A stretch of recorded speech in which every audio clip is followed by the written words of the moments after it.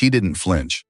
Every single person in that crowded hall held their breath, men who had faced drought, women who had buried husbands, children who didn't yet understand why the room had gone so perfectly, terrifyingly silent. Cole Whitaker stood before her. The man who had made grown ranchers walked the other direction just to avoid his gaze. The man whose name alone settled arguments before they started, and he was asking her to dance. Amelia Carter looked him straight in the eye and smiled. Yes, I would like that. Nobody in Red Hollow ever forgot those 5 words. This story already has your heart racing. Hit that subscribe button right now and follow this story all the way to the end. Drop a comment telling me what city you're watching from. I want to see just how far this story has traveled. Red Hollow, Montana. Summer of 1885. The kind of summer that made the wheat stand so tall and golden you almost believed the land itself was trying to show off. The kind of heat that settled into a person's bones before noon and stayed there long after the sun went down. The kind of town where everyone knew your name, your business, your mistakes, and your mother's mistakes too. She'd made any worth remembering. Red Hollow was a place that had opinions about everything, and it had very strong opinions about 2 people in particular. The first was Cole Whitaker. The second was the woman who had just stepped off the morning stagecoach from Boston with nothing but a leather traveling case, a sewing kit her father had left her, quiet kind of fearlessness that the town had absolutely no idea what to do with. Amelia Carter was 25 years old, and she had not come to Red Hollow to be saved. She had come to save herself. Her father, Thomas Carter, spent the last 12 years of his life running a small clothing shop on the east end of Main Street, a modest little storefront wedged between the post office and a feed supply store that always smelled like hay and something vaguely unpleasant. Thomas had loved Red Hollow the way some men love a woman who is difficult completely, without much logic and without any real plan of escape. He had written Amelia letters every month without fail. Letters about the harvest, about the neighbors, about a rancher named Whitaker who had once sent a dozen men to help rebuild old Fletcher's barn after a fire destroyed it, and then refused to take so much as a thank you dinner in return. This place is full of hard people, her father had written in his last letter, the one that arrived 2 weeks before Amelia received word that he had died quietly in his sleep. Hard doesn't always mean cold. Sometimes hard just means bent by weather and loss and too many years of trying to hold something together alone. Be patient with them, Amelia. Look for the softness underneath. She had folded that letter and put it in her coat pocket. She read it again, the stagecoach. She read it again now, standing on the wooden sidewalk of Main Street, looking at the shop with her father's name still painted above the door in faded blue letters. Thomas Carter Fine Clothing and Alterations. She pressed her lips together, blinked twice, then picked up her traveling case and pushed open the door. The shop was a disaster, not a dramatic disaster, no broken windows, no ransacked shelves. It was the quieter kind of disaster, the kind that happens when a person spends their last months being too tired and too sick to keep up with the daily work of being alive. Bolts of fabric stacked without order, thread spools tangled together, a half-finished coat draped over a chair that looked like it hadn't been moved in weeks. Father's reading glasses sat on the work table next to an unfinished cup of tea. Amelia stood in the doorway for a long moment. Then she set down her case, rolled up her sleeves, and started cleaning. She was halfway through restacking the fabric when the bell above the door rang and a woman walked in short, round-faced, with a bright yellow bonnet that was doing its absolute best in the heat. "You must be Thomas's girl," the woman said, no greeting. "Just fact," Amelia said. "Amelia Carter. Margaret Holt." The woman looked around the shop with sharp eyes. "Cleaning? I am. In that dress?" Amelia looked down at her traveling dress, simple navy blue, practical. "It'll wash." Margaret Holt let out a short laugh that sounded like it surprised even herself. "I liked your father," she said, her voice softening just slightly at the edges. "He made my wedding dress 22 years ago. Still have it." "That sounds like him," Amelia said, and she meant it. Margaret stepped further inside, arms crossed, looking at Amelia with that particular kind of assessment that small-town women had perfected over generations, warm enough to be welcoming, sharp enough to miss nothing. "You're planning to keep the shop running?" she asked. "That's the plan. On your own?" "Yes." A pause. Margaret tilted her head. Do you know what happened to the last 3 businesses that tried to set up on this end of Main Street without Whitaker's blessing? Amelia set down the bolt of fabric she was holding. No, tell me.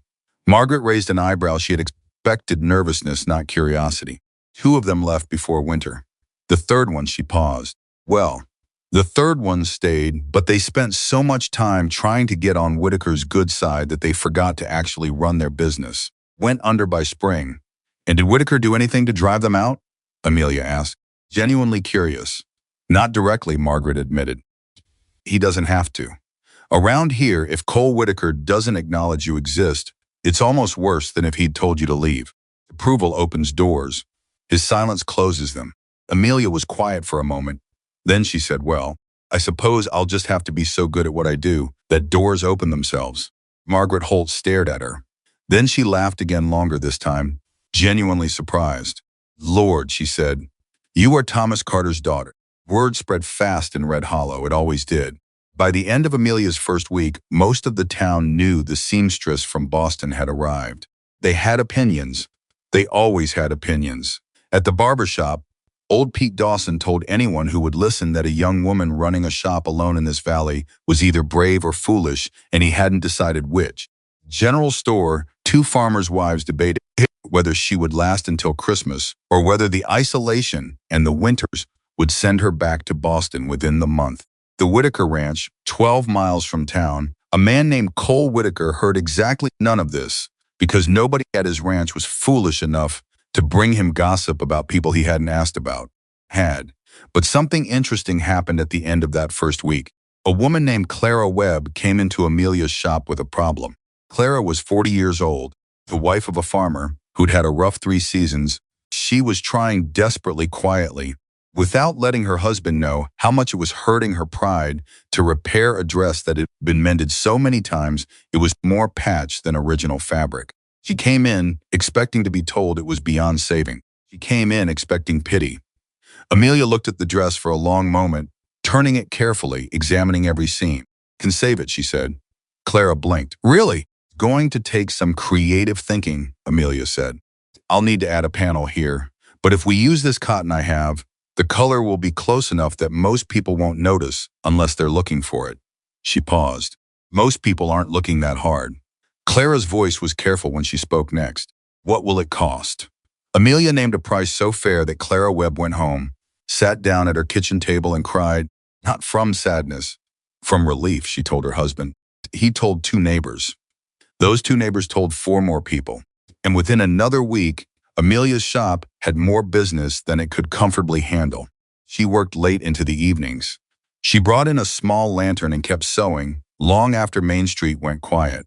She learned names. She remembered details that Mrs. Paulson's daughter was getting married in September and needed a dress for the ceremony. That old Mr. Griffith had a bad shoulder and needed his coat altered so it sat easier. School teacher, quiet woman named Ruth, exactly one nice dress, and wore it to church every Sunday with a dignity that made it look like she had 100. Amelia made Ruth a second dress, charged her almost nothing. Said it was a shop sample she needed to display. Ruth knew it wasn't a sample. She wore it to the next town meeting and told every woman there where she'd gotten it. 3 weeks after Amelia arrived in Red Hollow, she was walking back from the supply store with a bolt of wool fabric under one arm when a man on horseback nearly ran her into the wall of the post office. The horse pulled up hard. The man controlled it easily with the kind of effortless authority that came from years of riding. He looked down at Amelia from the saddle. He was big, not in an imposing, performed way, just genuinely large, solid, the kind of man shaped by actual physical labor rather than intimidation. Face was weathered and serious, with a jaw that looked like it had been set in a hard expression for so long it had simply stayed that way. He looked at her. She looked at him. You all right? He said. Fine, she said. You should watch where you're going. Beat of silence. The man blinked very slowly as if the response had surprised him, and he was giving himself a moment to recalibrate. You're right, he said. I should have. I apologize. Then he rode on. Amelia watched him go. Behind her, Margaret Holt appeared from seemingly nowhere. The woman had a talent for materializing during important moments, and grabbed Amelia's elbow. Do you know who that was? She whispered. Should I? Amelia Carter. Margaret's voice was a mixture of awe and horror. That was Cole Whitaker. Amelia looked back down the street where the man had ridden. Then she looked at the fabric under her arm, which had somehow survived the near collision intact. He apologized, she said. Margaret stopped. He apologized? Yes. Margaret Holt was quiet for a long moment. 20 years, she said finally, very slowly. Never heard Cole Whitaker apologize to anyone for anything. She thought about that for several days. Not obsessively. Amelia was not the kind of woman who spent her energy obsessing. But she thought about it the way she thought about a difficult seam, turning it over, looking at it from different angles, trying to understand where the fabric wanted to go. Town painted Cole Whitaker in very specific colors. Fearsome, cold, untouchable. A man whose word ended arguments and whose silence could freeze a room. She had heard a dozen stories in those first weeks, how he had forced a dishonest cattle operation out of the valley by making it economically impossible for them to continue. How he had quietly funded a family's medical expenses after the father was injured in a farming accident, then never mentioned it to anyone. They only found out because the doctor let it slip years later. How he had one frozen February night ridden through a blizzard to pull old Silas Kern's cattle out of a ditch, ruining 3 hours and 2 good horses worth of energy, then ridden home without even stopping for coffee. The town called him feared, but Amelia was starting to wonder if feared was just the word people used when they didn't have a better one, when they didn't know how to describe a man they didn't actually understand. She was considering all of this on an evening in late July, bent over the work table with a half-finished front of wedding gown spread out in front of her when the shop bell rang. She looked up. A young man stood in the doorway, maybe 16, 17, hat in hand, boots still dusty from a hard ride. Miss Carter, he said. Yes, I'm sent from the Whitaker ranch. He held out an envelope. Mr. Whitaker wanted this delivered before sundown. Amelia crossed the shop and took the envelope. She looked at it. Her name was written on the front in a careful, angular hand, not elegant, but deliberate. Had like someone who had learned to write under difficult circumstances and had decided that if they were going to do it, they were going to do it clearly. Thank you, she said. Do you need a reply? No, ma'am. She said just to deliver it. The boy left. Amelia stood alone in her shop and opened the envelope. Inside was a single sheet of paper. Miss Carter, I understand you've recently taken over your father's shop. Thomas Carter was a good man. Red Hollow will not replace him easily. I also understand I nearly rode my horse into you on Thursday last. I said I was sorry then. I say it again now, in writing, in case the first time wasn't sufficient. If there is anything the Whitaker Ranch can do to support your business fabric orders, alterations for the ranch hands, or otherwise, please consider us available. Cole Whitaker. She read it twice. Then she set it down on the work table, next to the half-finished wedding gown, and looked at it for a long moment. Not the letter of a cold man, not the letter of someone who believed he was above apology. This was the letter of a man who was more careful than people gave him credit for, a man who paid attention. She picked up her pen, found a clean sheet of paper, and wrote back, Mr. Whitaker. The apology the first time was sufficient. The second was generous. A third will be unnecessary. I appreciate the offer of business from your ranch. I accept, and I will do good work for you. My father spoke well of this valley. I am beginning to understand why. Amelia Carter. She sealed it, and the next morning, she sent it back with the post. What happened next was something Red Hollow would talk about for years.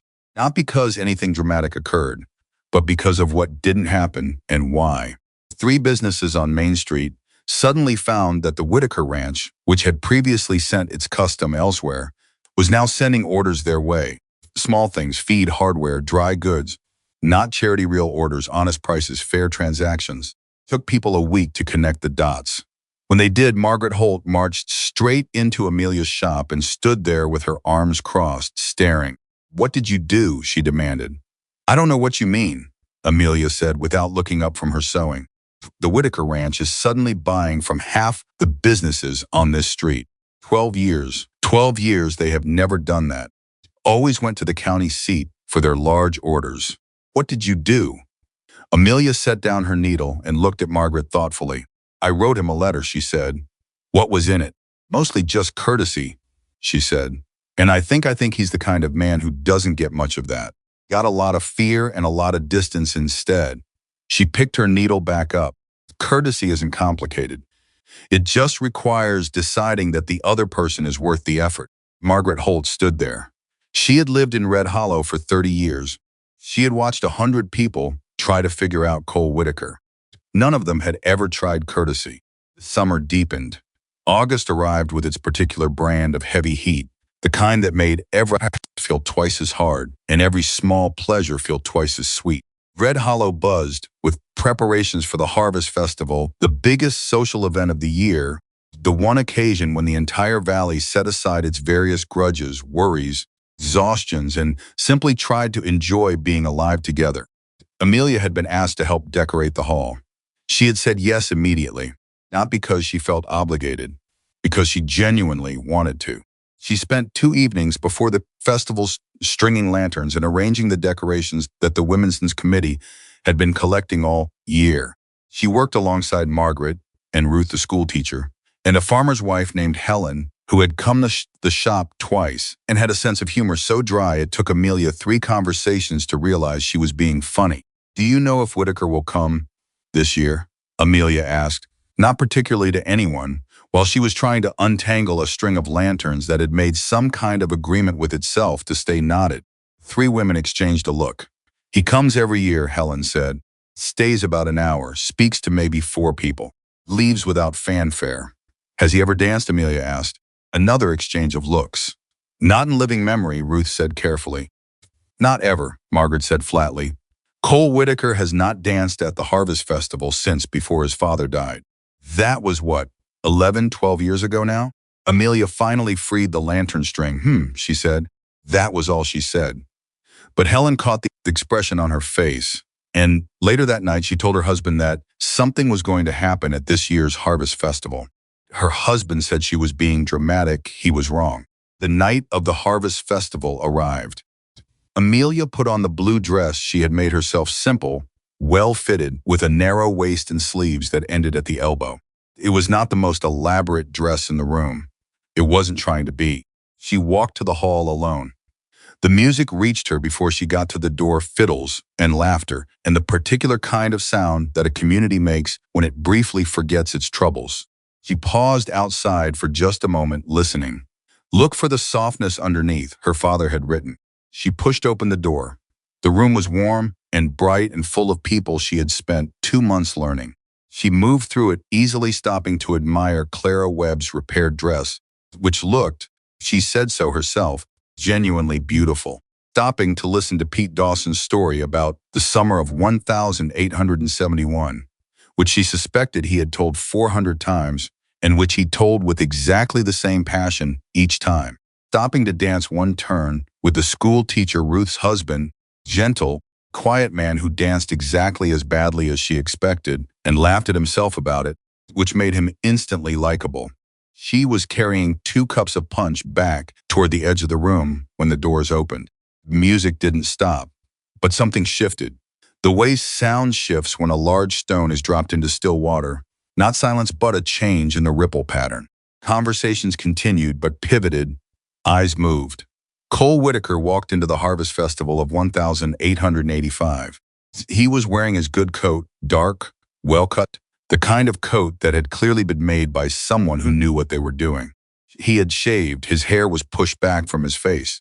He looked, Amelia thought, from across the room, like a man who had made a genuine effort and was now slightly regretting it, because effort made you visible and visible made you available to other people's opinions. He was not scanning the room for admiration. He was scanning it the way a man scans a room when he is used to being responsible for what happens inside it. Checking exits, checking faces, making sure the people he recognized were accounted for. Then his eyes found Amelia. He did not look away, and she did not look away either. Across a crowded hall, full of lantern light and fiddle music and the warm press of the entire valley against itself, 2 people looked at each other for exactly long enough that it meant something. Then Cole Whitaker turned and walked to the far side of the hall. Amelia went back to talking to Margaret, but she kept track of where he was. Over the next hour, she watched him, without making it obvious, which was something she had gotten very good at over a lifetime of working at a table in a small room. For you learn to observe people through the corner of your attention without making them feel observed. She saw him help Silas Kern carry 2 heavy supply boxes to the back of the hall, then step away before Silas could thank him. She saw him stand near the widow Josephine Marsh for several minutes, not talking, just present, close enough that the woman, who had been alone since February, didn't have to feel alone in a room full of couples. She saw him turn down a drink from 3 different people, not rudely, but with a kind of patient, quiet finality that said, "I'm fine," without making anyone feel rejected.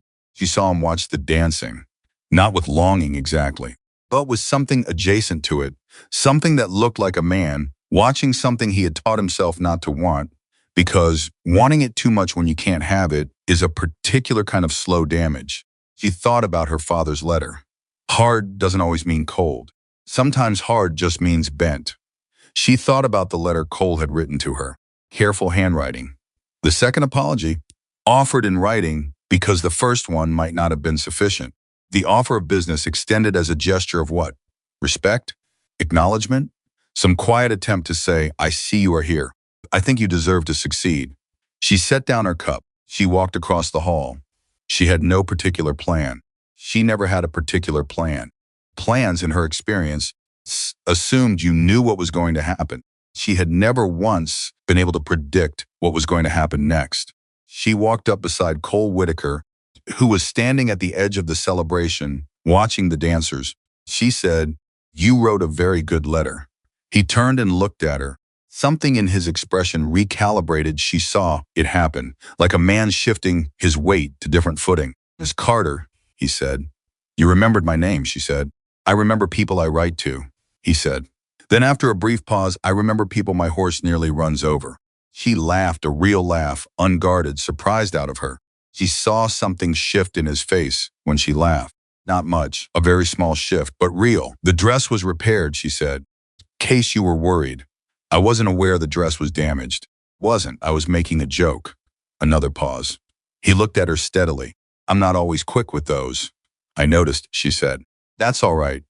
I'm quick enough for both of us." Something changed in his expression again, and this time it was clearly, unmistakably, the very beginning of a smile.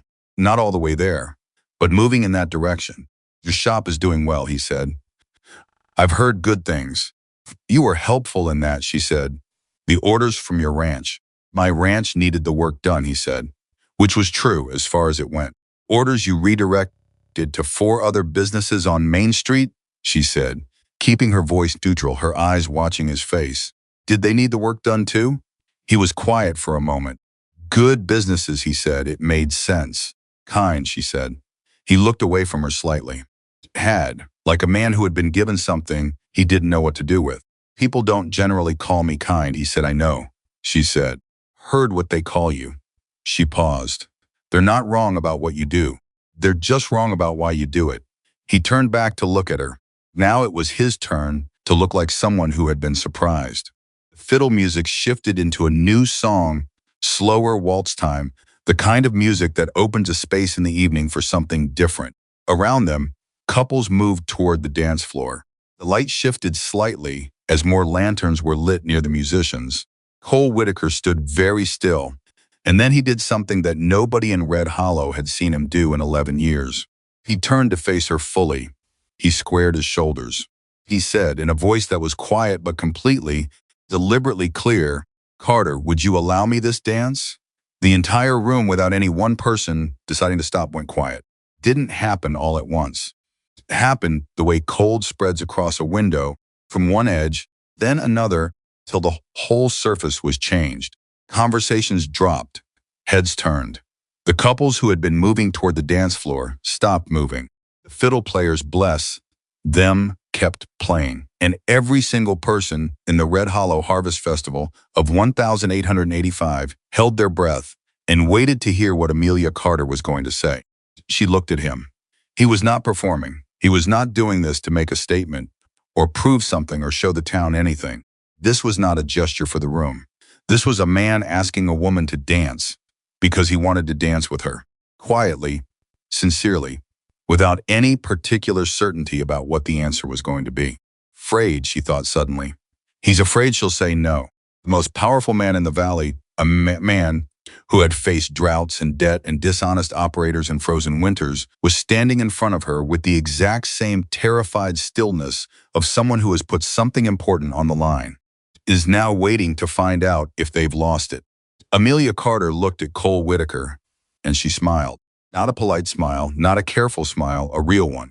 Yes, she said clearly, so the whole room could hear it. I would like that. For one breath, just one red hollow didn't move. And then the fiddle played on. And Cole Whitaker offered her his hand. Amelia Carter took it. And the whole world, it seemed, exhaled. The most feared man in the valley had finally asked someone to dance. The woman everyone had underestimated had given an answer that nobody, not a single soul in that crowded lantern-lit hall would ever forget. His hand was rougher than she expected. That was the first thing Amelia noticed when Cole Whitaker led her onto the dance floor of the Red Hollow Harvest Festival, not the silence of the room, not the weight of every pair of eyes in the valley pressing down on them like a second skin, but the texture of his hand. Calloused, worn. The hand of a man who had spent 20 years doing the work himself instead of watching other people do it for him. She filed that away. She filed everything away. They began to move. The fiddle players, God bless those fiddle players, she thought, because they had kept playing through the whole impossible moment and were still playing, now pulled the music into something steady and deliberate, if they too understood that what was happening needed room to breathe. Around them, slowly, the room came back to life. First one couple, then another drifted back onto the dance floor. Conversations resumed in low, careful tones, the kind of conversations that were technically about something else, but were actually about the two people in the center of the room. Amelia could feel the attention the way you feel weather coming, not seen exactly, but present against the skin. Cole felt it too. She could tell by the slight tightening of his jaw. Don't enjoy being watched, she said. It wasn't a question. He looked at her. Does anyone? Some people do, she said. Some people spend a great deal of energy arranging to be watched. I'm not one of them. I know, she said. That's what makes this interesting. He was quiet for a moment. They moved through the steps without difficulty. He danced the way he did everything else. She suspected, without flourish, with complete competence, if he had decided once that he was going to learn how to do this and had then learned how to do it properly and never thought about it again. Interesting, he repeated, like he was testing the word. You asked me to dance in front of the entire town, she said. You're not the kind of man who does things for show. So either you made a decision very quickly or you'd been thinking about it for a while. She paused. Which was it? Another silence. Longer this time. While, he said. She felt something shift in her chest. Not dramatically, just a small, quiet shift like a door that has been slightly stuck, finally moving on its hinges. How long is a while, she asked. Since Thursday, he said. When my horse nearly ran you into the post office wall. She stared at him. That was 3 weeks ago, she said. Yes, he said. Said nothing else, as if that was a complete and sufficient explanation. She was starting to understand, for a man like Cole Whitaker probably was. She laughed again. She couldn't help it. He looked at her when she laughed, not with confusion this time, but with something more careful, something that looked almost like relief, as if her laughter was confirmation of something he hadn't been certain of. You're not what I expected, he said quietly. What did you expect? Don't know exactly, he admitted. Someone more. He stopped. More what? Careful, he said. Around me. People are usually more careful around me. Careful meaning afraid, she said. He didn't deny it. I'm not afraid of you, she said simply. I think you know that by now. Do, he said. I'm still deciding what to make of it. The song shifted. The tempo changed. For one brief moment, there was a small gap in the music, just a few seconds. And in that gap, the room remembered to watch them again. Amelia saw Margaret Holt near the food table, staring with an expression that was equal parts fascination and barely suppressed delight.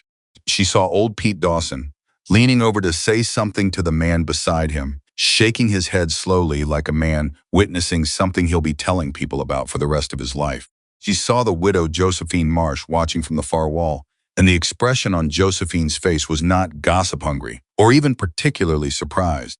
Soft, almost hopeful. The fiddle started again.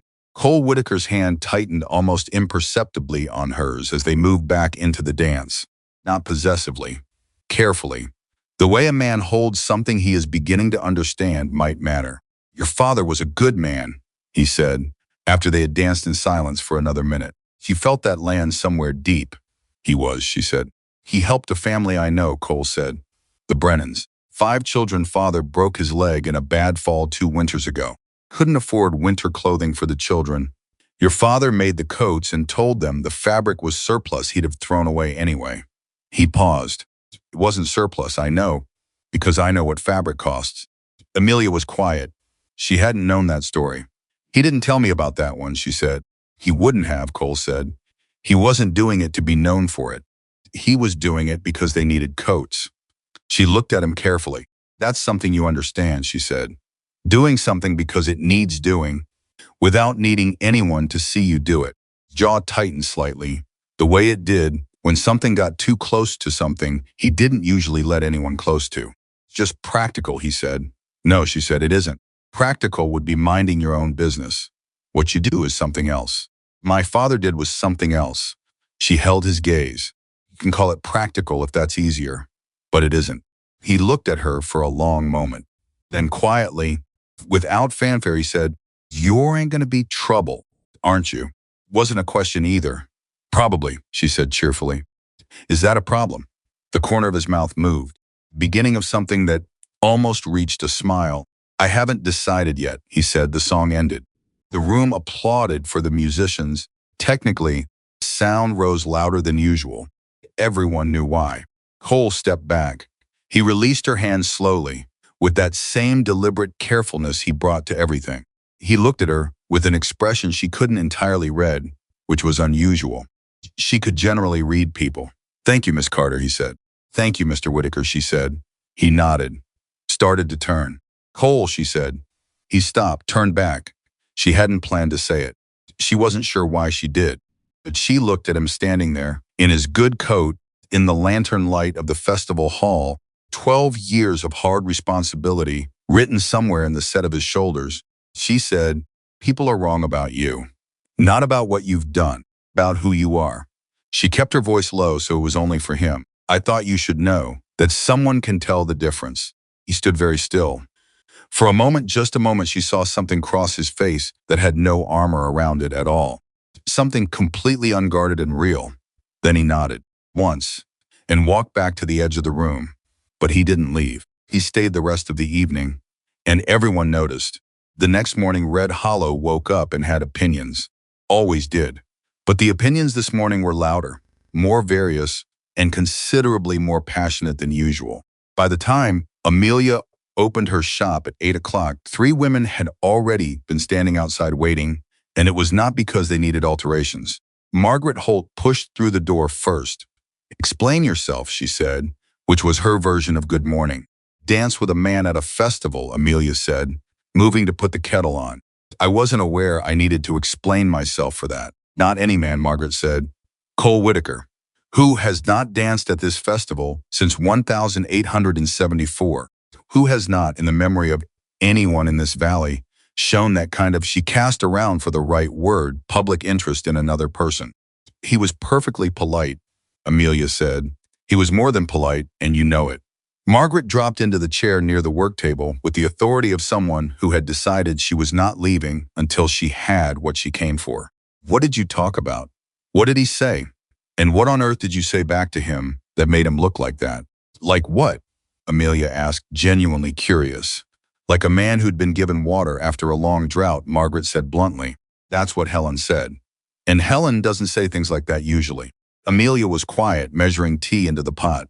"We talked," she said. "What?" "About my father, about kindness and why people do things." She paused. "About being watched." "Nothing dramatic, Margaret." She looked at her friend. "He's a man who has spent a very long time being defined by his position and his power. He's forgotten, or maybe never had the chance to figure out that there's a person underneath all of that." She poured the water. "Just talk to him like there was." Margaret stared at her. "That's it?" she said. You just talk to him like a person? Yes. And that is what made Cole Whitaker stay at the Harvest Festival for 4 hours instead of 1. Apparently, Amelia said. She handed Margaret a cup of tea. Sugar. Margaret took the tea, sat with it for a moment, then said very quietly, Amelia, I need you to be careful. Something in her tone shifted. Less gossip, more genuine. Amelia set down her own cup and looked at her. Why? She asked. Because Cole Whitaker is not a simple man, Margaret said. He's not a bad man. I want to be clear. I've known him since he was 24 years old, and I have never believed he was a bad man. But he is a complicated one. His father left him a disaster. He rebuilt it alone. He made enemies doing it, real ones, not just people who were annoyed with him. There are men in this valley and outside of it who would like nothing better than to find a way to hurt him. She looked at Amelia directly. Easiest way to hurt a man like Cole Whitaker is through someone he cares about. Silence settled. You think he cares about me, Amelia said, carefully, testing the shape of the statement. I think last night was the beginning of something, Margaret said. Beginnings are when people are most vulnerable. Both of you. Amelia thought about the expression on his face when she had told him that someone could tell the difference between what he'd done and who he was. She thought about how long it had taken her to get that look, one dance, one conversation, and how that meant no one else had tried. I'll be careful, she said. No, you won't, Margaret said. Try anyway. The morning moved forward. Customers came in. There were 3 fittings, complicated repair job on a man's formal coat, and a lengthy conversation with Helen about dress fabric for her daughter's autumn wedding, which Amelia had been quietly looking forward to because the daughter had wonderful taste and a strong sense of her own style, and those were the best clients to dress. She was in the middle of pinning a hem that afternoon when the shop bell rang again. She didn't look up. I'll be with you in just a moment. Take your time. She looked up. Cole Whitaker was standing in her shop. He had his hat in his hands. He was not wearing his good coat. This was a working day, and he was dressed for it. Meant he had ridden in from the ranch and come directly here without stopping to change, which meant this was either very planned or very impulsive, and she couldn't tell which. The woman whose hem she was pinning Mrs.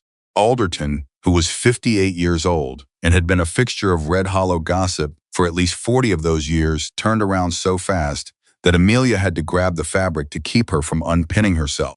Mr. Whitaker, Mrs. Alderton breathed, as if he had materialized from thin air. Mrs. Alderton, he said with a small nod. Then to Amelia, I'm sorry to interrupt. I can wait. You can wait outside, Mrs. Alderton said, gesturing at the door with sudden authority, apparently having made an executive decision on everyone's behalf. I'm nearly done, and these things require privacy. Cole blinked at Mrs. Alderton, a woman who, Amelia suspected, had never in her life been spoken to quite like that, and then did something remarkable. He said, of course, and stepped back outside without argument. Mrs. Alderton watched him go. Then she turned to Amelia with an expression of pure, unalloyed triumph. Do not, Amelia said firmly, say a word. I wasn't going to say anything, Mrs. Alderton said, in the tone of a woman who was absolutely going to say something. Margaret Holt will hear everything that happens in this shop today, Amelia said. You can tell her, but not yet. Not right now. Mrs. Alderton considered this. The wisdom of the delayed story was something she appreciated professionally. Fine, she said. Finish the hem. 8 minutes later, Amelia was precise about her work, Mrs. Alderton left with her dress, passing Cole on the step outside with a nod so full of unspoken opinion it practically hummed. Cole came back in. He stood in the middle of her shop, still in hand, looking at the fabric and the thread and the work table covered in her tools, and there was something about the way he looked at it that told her he was the kind of man who understood workspaces, who respected them. What can I do for you, Mr. Whitaker, she asked. Cole, he said. She stopped. Last night, he said, you called me Cole. I'd like to keep that if you're willing. She looked at him for a moment. All right, she said, Cole, what can I do for you? He was quiet for a moment. In that way, she's beginning to recognize not awkwardness, but the careful gathering of a man who chose words slowly because he meant them fully. I came to apologize, he said. For what? She said. You didn't do anything wrong. I put you in a difficult position, he said. Last night, I didn't think through what it would mean asking you to dance in front of the whole town. People would say this morning, His jaw tightened. I don't care what people say about me. I've never cared. His head, but I should have thought about what they'd say about you. Something in Amelia's chest pulled tight and then released. Because this right here was what the town had gotten so completely wrong about this man. He hadn't come to her shop because he was embarrassed or because he wanted to manage the situation. He had come because he was genuinely worried about what he had cost her. What are they saying? She asked. That you're ambitious, he said flatly. That you're trying to use proximity to me to get ahead. You set out to attract my attention deliberately. He looked at her steadily, none of which is true, and I intend to make that clear if needed. How would you make it clear? She asked. I haven't worked that out yet, he admitted. She almost smiled. Well, while you're working it out, do you want to know what I think? Yes, he said immediately. No hesitation.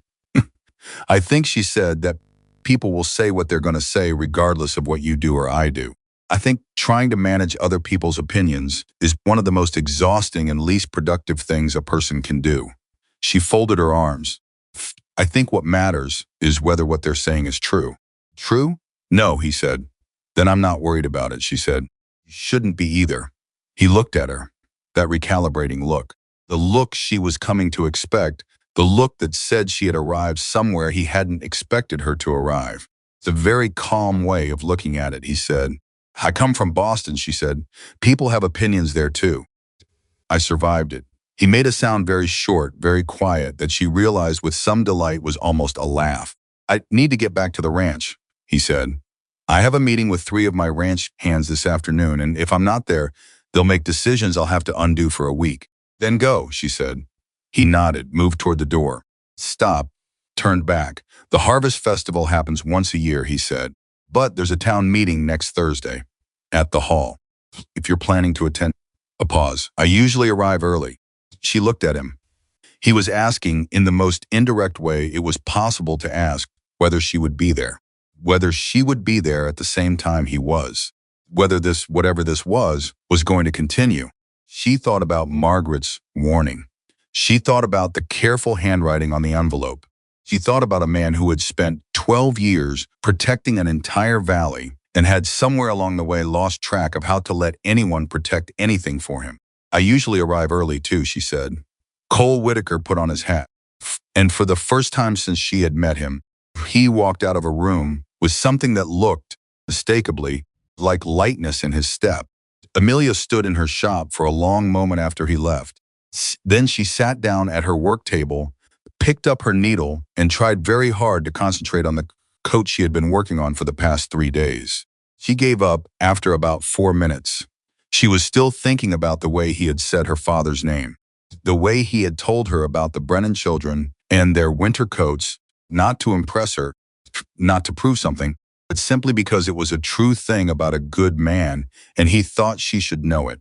She was thinking about how a person could be looked at by an entire town for 12 years and still be almost completely unseen. She was thinking, just beginning to think, carefully, the way you approach ice. You're not sure will hold that the most interesting thing about Cole Whitaker was not his power or his land or the reputation that preceded him into every room he entered. The most interesting thing about Cole Whitaker was how much of himself he had put away somewhere and stopped looking for. She picked up her needle again.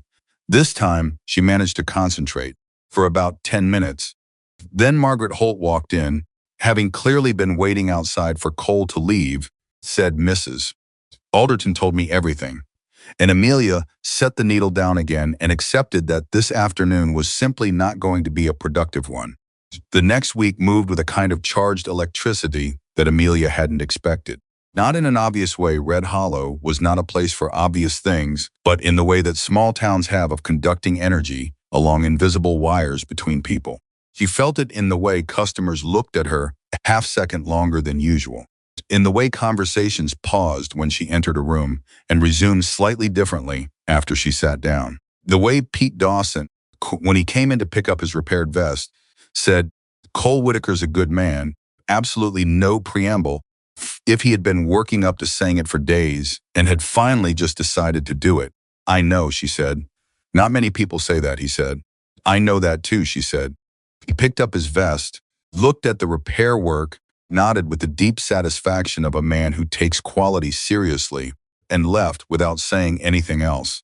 She kept the shop open late on Wednesday evening, finishing the Brennan wedding commission Mrs. had. Brennan's eldest daughter was getting married in September, and she had promised the dress would be ready with time to spare. She was sewing in comfortable silence when she heard footsteps on the sidewalk outside, slowing as they passed her window. She looked up. Through the glass, she could see Cole Whitaker. He was passing, not stopping, just passing, but he slowed when he saw the light still on inside. For a moment, they were looking at each other through the window, separated by glass and night air, and 2 weeks of something neither of them had named yet. He raised his hand. A small acknowledgement. She raised hers. Walked on. She sat there for a moment, with her needle in her hand, the half-finished wedding dress spread across the table in front of her, thought, this is what it looks like when something starts. Not fireworks, not dramatic declarations. Just a light in a window and a man who slows down when he sees it. She went back to sewing. Thursday arrived. The town meeting was a regular affair held monthly, covering disputes over land and water rights, community maintenance decisions, complaints from farmers about road conditions, whatever else had accumulated in Red Hollow's collective grievance since the last meeting. Amelia had attended the previous one, had found it fascinating in the way that any concentrated gathering of human beings with conflicting interests was fascinating, and had sat quietly in the back and listened. This time she arrived early. Cole was already there. He was standing at the side of the room, talking to a man Amelia didn't recognize, tall, well-dressed in the particular way of someone who was from a city and wanted you to know it. The conversation was not comfortable. Even from across the room, she could read it in the tension of Cole's shoulders, the slight forward set of his jaw. She moved to her usual seat, found herself unable to stop watching the exchange. The city man was smiling. That polished, practiced smile that had no warmth in it but moved all the right muscles. He was talking steadily, the kind of talking that gave no room for response, the kind designed not to have a conversation, but to deliver a verdict. Cole said something short and flat. The city man's smile didn't waver. Said something else, and reached inside his coat and produced an envelope. Cole didn't take it. He looked at the envelope, then at the man. Then he said something Amelia couldn't hear, and the city man's smile finally cracked at the edges, just slightly. Then Cole turned and walked away. Clean final. Without looking back. The city man stood there holding his envelope. Cole crossed the room and reached Amelia's row. He sat down beside her, not next to her, in a way that announced itself, but in the natural, unstudied way of someone who has decided where they want to be and gone there. Good evening, she said. Good evening, he said. Voice was controlled, but there was something underneath it that she had not heard from him before. Something heated. She let 2 seconds pass. Then she said quietly, "Who is that?" Cole looked straight ahead. "A man named Harlan Voss," he said. "He represents a land investment company out of Chicago, trying to buy up ranches in this valley for 2 years. Every time I close a door on them, they come back and knock on it again." "What was in the envelope?" "An offer," he said, "for my land." "Generous one." "Very," he said. "That's the point. They make it generous enough that you feel foolish for refusing. Then when you don't sell, they make things difficult." She looked at Harlan Voss, who had now moved to speak with 2 of the smaller landowners in the room. Smile was back. She watched him use it like a tool, aimed, precise, calibrated. "He's going to try to buy someone in this room tonight," she said. "Yes," Cole said. "What happens if he succeeds?" Cole was quiet for a moment. "He gets enough parcels together, he has leverage on water rights. Water rights in this valley are everything." He paused. 3 families lose access to the creek that runs through their property if the wrong person sells to Voss. She looked at him. "And you've been preventing that?" "Trying to," he said. For 2 years, she thought about this. About what it meant, the quiet, constant work of protecting people who would never entirely understand they were being protected. Who might, in fact, resent the protection if they knew it was coming from him. "Does anyone know?" she asked. "What you've been doing?" "No," he said. "Would you tell them if they asked?" Thought about it, genuinely considered the question, the way he considered everything. "No," he said. "It would change things. They'd feel obligated. Don't want that." She looked at him for a long moment. Something was moving through her, a feeling she did not have a name for yet. Something between admiration and frustration, and something much warmer than either. You know, she said carefully, there's a version of protecting people that actually lets them stand beside you. It's less lonely. He turned to look at her. Less lonely, he repeated slowly, as if he was tasting the words. Yes, she said. You've been carrying this alone. You don't have to. Something in him went very still. Not the defensive stillness she might have expected, the drawing back of a man who doesn't let people in. This was a different kind of still. The kind that happens when a body is trying to process something it hasn't felt in a very long time. Before he could respond, the meeting was called to order. But for the entire next hour, as the town of Red Hollow discussed its disputes and its decisions and its needs, Cole Whitaker sat beside Amelia Carter, and she could feel in the way you feel something without quite being able to explain how that something he had kept locked for a very long time had developed. Somewhere in the last few days, a crack in the door. That light was beginning to come through. Harlan Voss spoke during the open floor. He was polished and articulate and made the investment company sound like a neighborhood improvement effort. Did not mention water rights. He used words like progress and prosperity and opportunity and watched the room's faces the way a fisherman watches a line. Cole did not speak during Voss's presentation. He sat and listened with a particular quality of stillness that Amelia now recognized as him thinking very hard about something. After the meeting ended and the room began to empty, Cole stood and said quietly, "Give me a moment." She watched him cross the room to where two of the smaller landowners were still speaking with Voss. Cole placed himself in the conversation with the ease of a man who understood exactly what the other man's plan was and had no interest in watching it succeed. He didn't argue. He didn't raise his voice. He simply stood there and talked, and she could see the moment when the two landowners stopped looking at Voss and started looking at Cole instead. Voss's smile didn't falter, but he knew. She could see that he knew. He excused himself and left. Cole came back to where Amelia was waiting near the door, picked up his hat from the row of chairs. "Thank you for waiting," he said. "Of course," she said. They walked out together. The night had cooled, and the street was quiet in the way that small-town nights get quiet, not empty but settled. "Will he come back?" she asked. "Yes," Cole said. "Men like Voss always come back." "What will you do?" "What I always do," he said. "Keep the door closed." They walked a few paces in silence. Then he said, "What you said earlier, about carrying things alone." He kept his eyes forward. "You weren't wrong." She didn't say anything. She understood by now. She was beginning to understand that with Cole Whitaker, the right response to an admission was silence. Room, space for the thing to exist before another word was put next to it. Stopped walking. She stopped too. He turned to look at her, there on the quiet street outside the meeting hall, and the expression on his face was the most unguarded she had seen yet. Nothing managed about it, nothing performing. "I'm not practiced at this," he said. "What?" Letting stopped. Tried again. Spent 12 years knowing exactly what I was doing and why. Never had someone look at me and see another stop. "See what?" she asked softly. "The parts I put away," he said, like an echo of what she had thought herself the week before in her shop. Like they had been thinking the same from opposite directions. She looked at him. "They're still there," she said. "Whatever you've put away, it doesn't disappear just because you stop looking for it." Quiet for a long moment. Then he said, "Have dinner with me." Just like that. Abrupt, no preamble, as if he had decided and the decision had simply come out. She blinked. "Dinner," she said. "Sunday," he said. "The ranch. Not a public thing, just..." He pressed his lips together, gathering words that didn't come naturally. Just dinner and conversation. She thought about Margaret's warning. She thought about Harlan Voss and the envelope, and the two landowners Cole had quietly steered away from his bad decision tonight, and about a man who had ridden through a blizzard to save old Silas Kern's cattle and told no one and asked for nothing. She thought about her father's letter. Look for the softness underneath. "Yes," she said. And there it was again, the same relief on his face that she had seen at the festival when she'd said yes to the dance.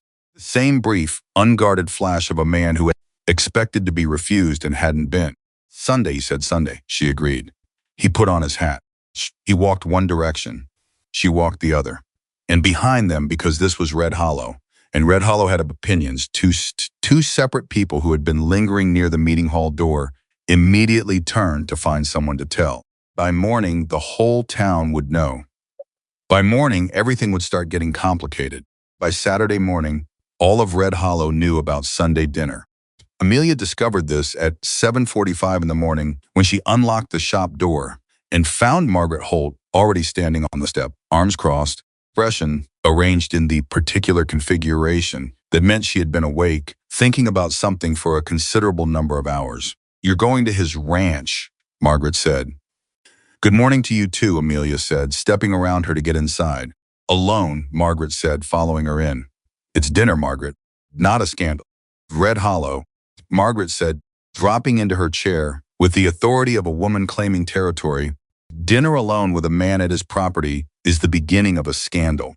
Whether or not anything scandalous actually occurs is almost beside the point." Amelia lit the stove, put the kettle on, turned around. "Who told you? Does it matter? I'm curious which of the two people standing outside the meeting hall last night made it to you first." Margaret had the grace to look slightly caught. "It was Mrs. Alderton," she said. "She wasn't eavesdropping. She happened to be nearby. She happened to be standing 15 feet from us in a quiet street," Amelia said. "Point," Margaret said, steering firmly, "is that people are talking, and what they're saying is—" "I know what they're saying," Amelia said. "Same thing they said after the dance. That I'm ambitious, that I'm using him. Some of them," Margaret said. "Some of them are saying something else now." Something in her tone made Amelia stop. "What?" she said. Margaret was quiet for a moment, a genuine quiet, not a dramatic one. She spoke again. Her voice was lower. "Some people are worried about you, Amelia. Not in the gossip way. In the real way." She looked up. "There's a man named Harlan Voss in this town.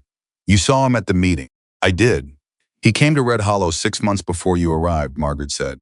"And in those 6 months, he did something very quiet and very deliberate. He asked questions about everyone connected to Cole Whitaker. Business connections, personal connections, family." She paused. "He's the kind of man who looks for leverage. And right now you are becoming very visible as someone Cole Whitaker cares about." Kettle began to heat. The sound filled the room. Amelia felt something cold move through her that had nothing to do with temperature. "How do you know this?" she asked. "Because Jim Paulson told his wife, and his wife told me," Margaret said. "Voss approached Jim 3 weeks ago. Asked him questions about Cole, personal questions, not business. Who did Cole trust? Did he have family? Did he have anyone?" She folded her hands in her lap. "Jim told him nothing useful, and then came home and told his wife because it frightened him. It should have. Because men who ask those questions are building something." Amelia stood very still, thinking. "Does Cole know?" she asked. "Don't know what Cole knows," Margaret said. "Cole doesn't tell people what he knows. That's half the problem." She looked at Amelia directly. "Not telling you not to go to dinner. I'm telling you to go with your eyes open." "They're always open," Amelia said. "I know," Margaret said. "That's the only reason I'm not more worried." She stayed for tea. She left without saying anything dramatic, which was, from Margaret's own kind of statement. Amelia stood in the shop after she left and thought about Harlan Voss and his polished smile and his practiced questions and the envelope Cole had refused to take. Then she thought about Cole standing on the quiet streets saying, very simply, "I'm not practiced at this." She made a decision. She was going to dinner, and she was going to tell him what Margaret had told her. Sunday arrived with the particular clarity of a late summer morning, the kind that felt clean and purposeful. Amelia dressed practically, took the road out to the Whitaker ranch in the small wagon that had been her father's, arrived to find Cole standing outside waiting for her the way a man waits when he's been ready too early and doesn't want to admit it. He helped her down from the wagon without being asked. It was not a performed gesture. It was simply what you did when someone arrived, and you were standing right there and you had been raised by a man who understood that courtesy was not weakness. "Punctual," he said. "I said Sunday," she said. "Sunday." The corner of his mouth moved. "Come in." The ranch house surprised her. Not because it was grand, it wasn't, particularly, but because it was deliberate. Every object in it was there for a reason. No excess, no decoration for decoration's sake, but the things that were there were well chosen and well kept. It was the home of a man who didn't need to be impressed and didn't need to impress anyone, but who understood quality and respected it. A woman named Dora, who managed the ranch house and wore the expression of someone who had seen everything and been surprised by nothing in at least a decade, prepared the meal and disappeared with the efficient invisibility of someone who understood exactly what kind of dinner this was. They sat across from each other at a table that was too large for two people, but somehow didn't feel that way. Cole poured water. She noticed he poured hers first. "I need to tell you something," she said. He looked up. "Before we talk about anything else," she said, "I need to tell you something I found out yesterday, and I'd rather say it now than sit through dinner with it in my pocket." He set the pitcher down, folded his hands on the table. "Go ahead." She told him about Voss, about the questions he had been asking, Jim Paulson, about leverage and visibility, and what Margaret had said about people who built things quietly. She told him all of it without softening it or rearranging it to be easier. She finished. Cole was quiet, not the charged, defensive quiet of a man who had been surprised. Something quieter than that. Something that told her this was not entirely new information. "You already knew," she said. "Some of it," he said. "Not the Paulson part. How long?" "Long enough," he said. He looked at his hands on the table. "Voss isn't the first. He's the most patient." He looked up. These men, the investment companies, they don't just want the land. They want to break the thing that's holding it together. They can damage my reputation or find something I care about that they can threaten. They change the math. Selling becomes easier than fighting. And now," she said carefully, "I'm something you care about." He held her gaze. "Yes," he said, simply and completely, without hedging. She felt that land. She let it. "I'm not afraid of Voss," she said. "I know you're not," he said.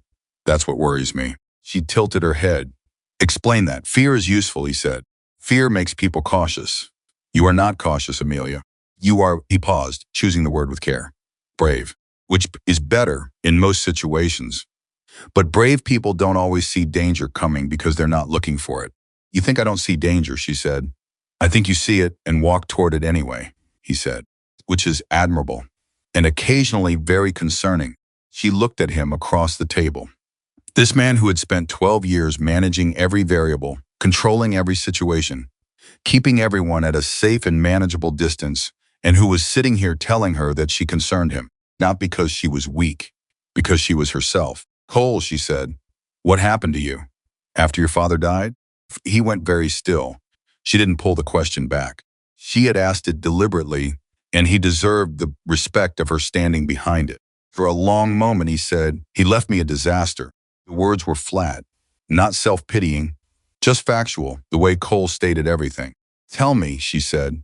And something broke open in him, not dramatically, not all at once, but the way a dam develops a crack and then another, and then the water simply finds its way through. He told her about being 24 years old and finding out the week after his funeral that the ranch was carrying debt that would have taken most men 20 years to resolve. That his father had borrowed against land he didn't own outright, had made agreements that weren't documented, had trusted men who hadn't deserved it. Cole had spent the first 3 years not building a ranch but unpicking a catastrophe, one bad agreement at a time. He told her about the winter when 3 of his ranch hands quit because he couldn't pay them enough to make it worth staying. And he had worked the ranch nearly alone for 4 months, the kind of cold that makes thinking difficult and bodies mechanical. That he had not slept more than 4 hours a night for most of that year. That he had eaten whatever was easy and fast because eating properly required time and time was the one thing he didn't have. He told her about the man who had come to him in year 2, a businessman from Denver, name of Garrett, smooth and reasonable, with an offer to buy half the ranch at a price that would have cleared the debt. Cole had been so tired and so desperate that he had almost said yes. He had actually held the pen over the paper for what he later calculated was approximately 2 full minutes before he had put the pen down and stood up and said, very quietly, "No." "Why did you say no?" Amelia asked. Cole was quiet for a moment. "Because the land wasn't mine to sell," he said, "not entirely. 11 families in this valley depended on agreements they had with my father, water rights, grazing access, arrangements that weren't formal but had been honored for 20 years. Garrett bought half, those arrangements ended. 11 families. He looked at her. Some of them had nowhere else to go. She sat with that for a moment. So you said no, she said. I said no, he said. And then I found another way. How? I worked harder, he said, with a simplicity that managed to contain about 7 years of extraordinary effort. I was ruthless about what I spent and honest about what I earned. I made some decisions. People didn't pushed out operations that were using my land without fair compensation, renegotiated terms that had been exploitative from the start. People called me hard for it. Some of them called me worse. But you saved the ranch, she said. I saved the ranch, he said, and the 11 families, and probably 4 or 5 other operations in the valley who would have lost access to water if Garrett had gotten in. Told none of them, she said. Any of it. What would be the point, he said. She felt something rise in her, not quite frustration, but adjacent to it. The feeling of watching someone make a choice that was both completely understandable and completely wrong. Cole, she said, the point would be that they could have helped you. The Paulson family, the Brennans, the families you protected, they would have stood beside you. They would have worked with you. They would have... She stopped herself, took a breath. You've been alone because you chose to be alone, not because you had to be. He looked at her. His jaw was tight. Didn't want to be someone people felt they owed, he said. There's a difference, she said carefully, between debt and loyalty, between owing someone and choosing to stand with them because they stood with you. She held his gaze. You've never let anyone choose. You just carry everything, alone, and then wonder why people don't understand you. Silence fell, not hostile, but heavy with the weight of something true. Cole looked down at his hands for a moment, then back up at her. My father trusted people, he said, and it nearly destroyed everything he built. There it was. She felt it, the real thing, underneath everything. Not coldness, not arrogance, fear. Very specific, very reasonable fear of a man who had watched trust become catastrophe and had decided, somewhere in the wreckage of his 24th year, the safest thing was never to need anyone enough that their failure could damage you. Your father trusted the wrong people, she said quietly. That's not the same as trust being wrong. He looked at her for a long time. No, he said finally, it isn't. She let that sit. Then she said, what did Voss offer you? In the envelope? Cole's expression hardened slightly. Twice the market value for the ranch and the water rights. If you keep saying no, he'll find another way, Cole said. Try to buy influence with the people I have agreements with. Try to get access to the water upstream. Try to find something personal, professional, anything that he can use to make me seem unreliable. Make people question my agreements with them. He paused. That's how it works. When the direct offer fails, you build a case against the person instead. What kind of case, she asked. It depends what he finds, Cole said, or what he invents. Something cold settled in her. He'll use me, she said. He'll try, Cole said. Voice was level, but there was something underneath it, something that moved like anger, but was deeper than anger. That's why he stopped. Say it, she said. That's why I thought about not asking you to dinner, he said. Not because I didn't want to. Because getting closer to me right now puts you in the path of something I haven't finished dealing with. She looked at him for a long moment. Cole Whitaker, she said. Did you just almost talk yourself out of a dinner you wanted? To protect me from a problem I hadn't been warned about yet, which you also hadn't told me about, while simultaneously worrying about me not being cautious enough. He opened his mouth, closed it. Something moved across his face. When you put it that way, he said, it sounds complicated. Sounds, she said, like a man who has been carrying so much for so long that he has started to believe that wanting anything for himself is a risk he can't afford. The silence that followed was different from the previous ones. Something had been named. Something that had been living in the room unspoken was now in the room spoken, and the room felt different for it. Cole looked at her like a man looking at something he had not expected to find. Very direct, he said. Yes, she said. Does it bother you? No, he said. Immediately. Then a little. In the way that things that are true sometimes bother you. She almost smiled. What specifically is bothering you right now? Quiet for a moment. Then he said, and she could hear that this cost him something, this particular admission, that you're right, that I've been so focused on making sure no one else loses anything that I've spent 12 years not letting myself. He stopped again. The word seemed to present some difficulty. Want, he said finally, not letting myself want anything. The admission sat between them like something fragile. She reached across the table and covered his hand with hers. Not dramatically, not with any particular announcement. Simply a hand on a hand, in the matter-of-fact way of someone who has decided a thing and done it. He looked down at her hand on his. He didn't pull away. You're allowed to want things, she said. That's not weakness. It's just being a person. He turned his hand over slowly under hers. He sat like that for a moment, two people at a too large table, with a good meal going cold between them and 12 years of walls, with new cracks in them, and neither of them said anything, and it was enough. Dora appeared briefly to refresh the water, took one look at the table, set the pitcher now down with the speed and discretion of a woman who had seen everything and left again without a word. Talked through the rest of the meal, really talked, the kind of talking that you don't do with most people because it requires trusting that what you say won't be used against you or handed to someone else. He told her about the ranch hands he had kept on when he could barely afford to because they had families, and letting them go would have meant those families spending winter without income. She told him about Boston, about what it was like to grow up in a house where her father had taught her that a stitch done right was worth more than 2 stitches done fast, and how she had applied that to everything, to work, to relationships, to the slow and careful building of things that lasted. She told him about the morning her mother died when she was 14, and her father had not cried in front of her until he thought she was asleep, how she had lain in her bed and listened to him grieve and understood for the first time that the people we think are the strongest are often just the most practiced at carrying things privately. Cole was quiet after she said that. Then he said, I'm sorry about your mother. Sorry about your father, she said. The real one, not the debt he left, the man. He looked at her.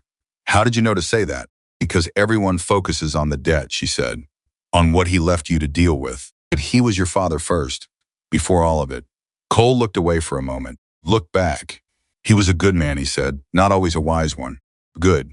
He paused. He would have liked you. She felt something warm move through her. Why? Because you're honest, he said. He respected honesty above everything.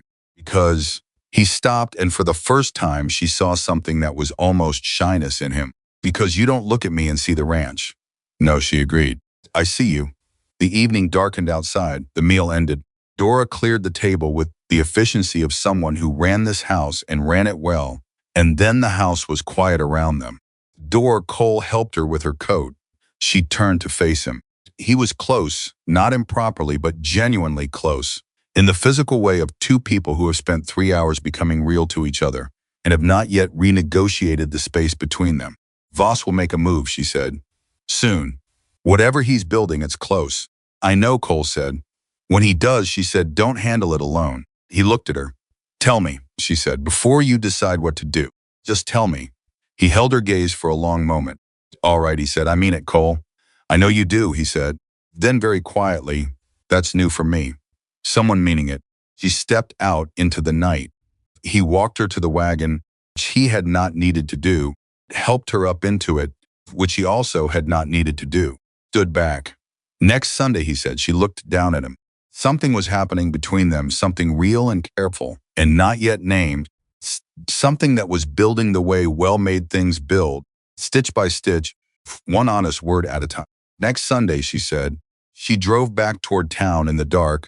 Behind her, the light from the ranch house windows stayed on for a long time, and if she had looked back, she would have seen him still standing there, watching the road she had taken, staying in that spot long past the point when she had disappeared from sight.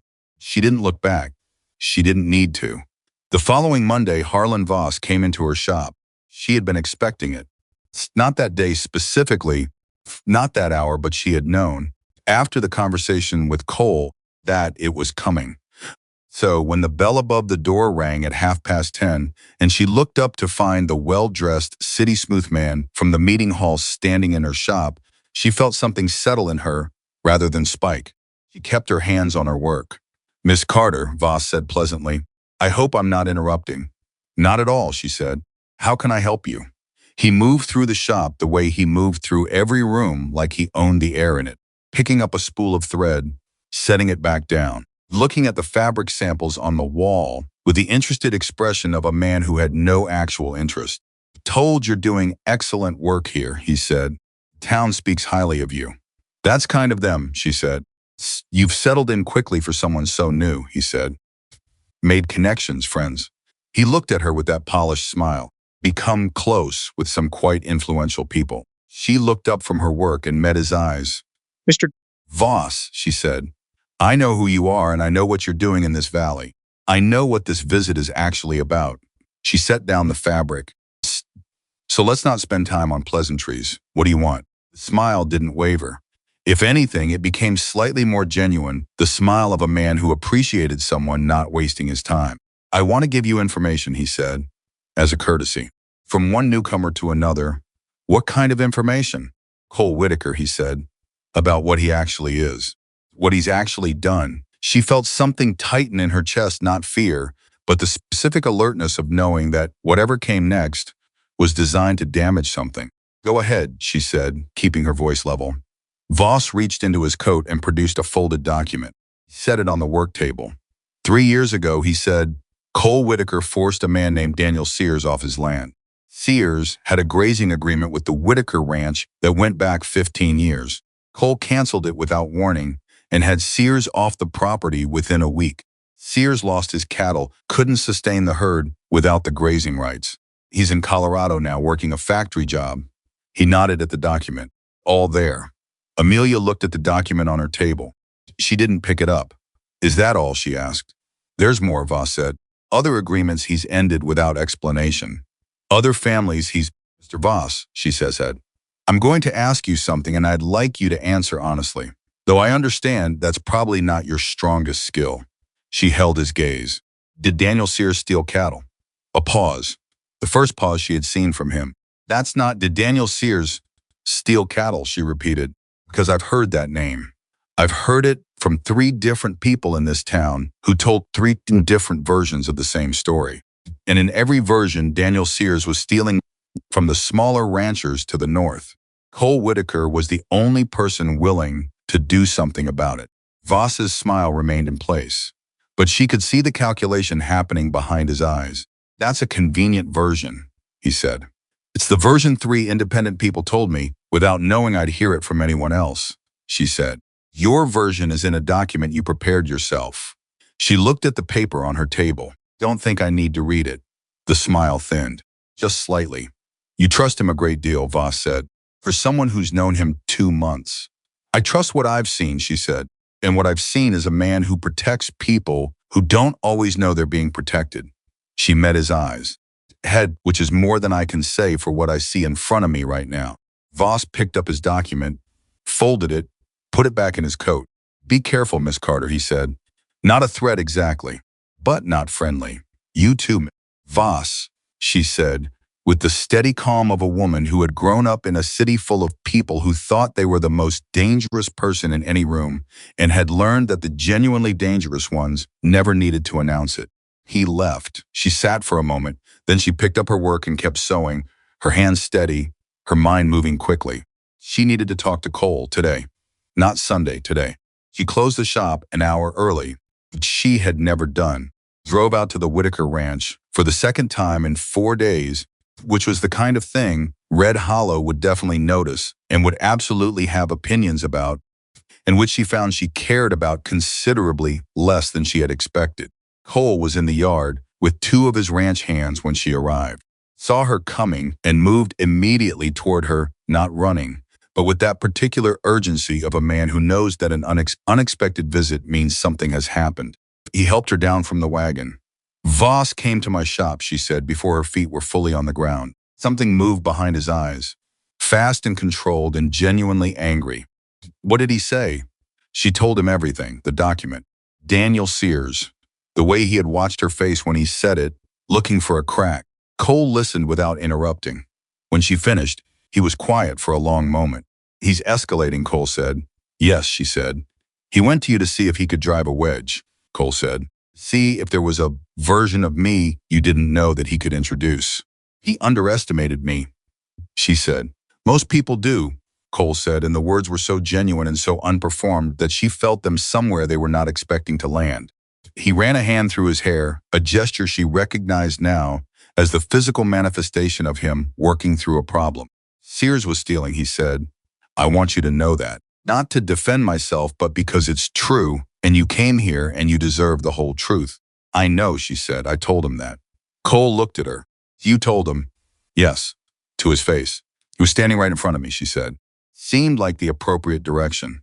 Cole stared at her. And then completely, without any reservation, Cole Whitaker laughed.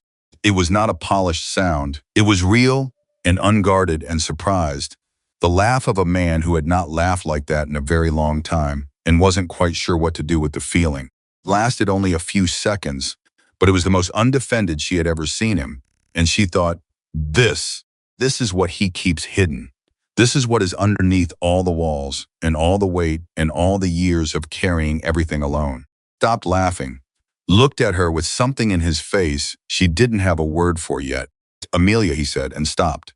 Cole, she said, and waited. I need to deal with Voss, he said, and I am going to deal with him. But I can't keep doing this the way I've always done it. Alone, with everyone else kept at a safe distance, while I handle things they don't know about. He met her eyes. You were right about what you said at dinner. Which part, she said. The loyalty part, he said. The difference between debt and loyalty, between owing someone and standing with them. He paused. Been building walls and calling it protection. Been doing it so long, I forgot what it was like to let anyone. He stopped. Started again. I need to stop doing it alone. She looked at him. She thought about 2 months of this 2 months, of a man in careful motion towards something he was afraid to want. 2 months of letters and dances and dinner tables and honest words, slowly, steadily doing what walls could not, making something real. Then don't, she said. Stop doing it alone. He held her gaze. I don't know how, he said, simply, without shame. I know, she said, but I do, and I'll show you, if you let me. Something broke open in him then, not loudly. Not in a way the 2 ranch hands 30 feet away could see or name. She saw it. She saw him choose, consciously and deliberately, to let it happen. All right, he said. Okay, she said. They stood in the yard of the Whitaker ranch, with the late afternoon sitting around them. Nothing was resolved, yet not Voss.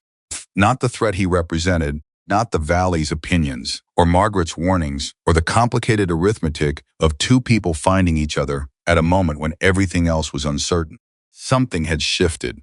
Something that had been locked was open. And Amelia Carter, the woman everyone had underestimated, the seamstress from Boston, who had come to a difficult valley, and looked for the softness underneath, understood that the hardest work of this story was not yet done. She also understood, for the first time clearly, that she would not be doing it alone, and neither would he. The next 3 days were the quietest before the loudest thing Red Hollow had seen in years. Amelia felt it building. She had grown up near the ocean Boston Harbor, the smell of salt and incoming weather, and she had learned young that you didn't need to see a storm to know one was coming. You felt it in the pressure of the air, in the way sounds carried differently, in the particular stillness that settled over things right before they stopped being still. Red Hollow had that feeling now. She kept the shop open. She kept working. She took in 3 new orders that week, finished the Brennan wedding dress with 2 days to spare, had a long, careful conversation with Ruth, the school teacher, about a winter coat that needed to be both warm and dignified on a teacher's budget, which was a design problem Amelia genuinely enjoyed solving. She did all of these things with her full attention, the way her father had taught her, a stitch done right, worth more than 2 stitches done fast, and underneath all of it, she was listening, watching, keeping track. On Tuesday, she heard that Voss had taken a meeting with 2 landowners on the eastern edge of the valley. She heard it from Helen, who had heard it from her husband, who had seen the 3 of them eating lunch at the hotel dining room with the particular body language of a negotiation in progress. On Wednesday, she heard that one of those landowners, a man named Bert Caldwell, who had a small cattle operation and a bad season behind him, had been seen signing something. She closed the shop at noon and drove to the Whitaker ranch. Cole was in the middle of a conversation with his foreman, steady, weathered man named Frank, when she arrived. He saw her face and ended the conversation immediately. Frank withdrew without being asked, with the professional discretion of a man who had worked for Cole Whitaker long enough to read a situation in about 4 seconds. Caldwell, she said. Cole's jaw tightened, I heard. You already know. Frank told me an hour ago. He turned and moved toward the house. Come inside. She followed him in. He had papers spread across the large desk in what served as his office, a room that was all function, no pretense, every surface used. He had been working on something before she arrived. She looked at the papers without touching them. Water rights, she said. Caldwell's parcel borders the North Creek, Cole said. Stood at the desk, hands flat on its surface, looking at the documents. Voss has a signed agreement with Caldwell. He has a legal basis to challenge access for 3 properties downstream: the Paulson Farm, the Griffith operation, and the Brennan homestead. She felt the name land. The Brennans, she said. 5 children. Yes, he said. She thought about Mrs. Brennan's eldest daughter and the wedding dress folded carefully in tissue paper in her shop, waiting for September. She thought about the Brennan children's winter coats, the ones her father had made and called surplus. What's Voss do next, she asked. He files a challenge, Cole said. Says Caldwell's sale invalidates prior informal access agreements. Takes it to the county court. Gets a judge who doesn't know the valley and doesn't know the history. By the time anyone sorts it out legally, it could be 2 seasons.